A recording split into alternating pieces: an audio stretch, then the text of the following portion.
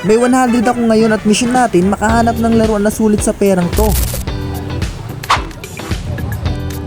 Simple lang ang rules, 100 pesos lang ang gagastusin ko at bawal lumampas.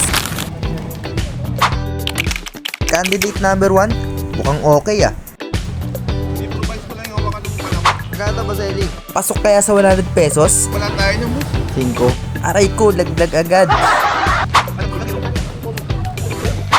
Siyempre mga kaburawat, hindi tayo susuko. Makakabili din tayo ng 100 pesos na toys.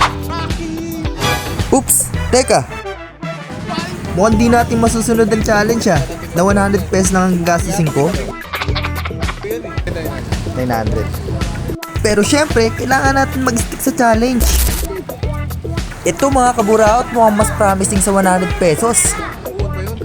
Oo. Gato?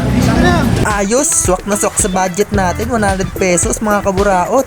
Ah, nakaganto pala to. Akalain nyo yun, meron pa din palang mabibili dito sa latagan sa halagang 100 pesos. Sa tingin nyo mga kaburaot, sulit ba yung 100 pesos ko dito?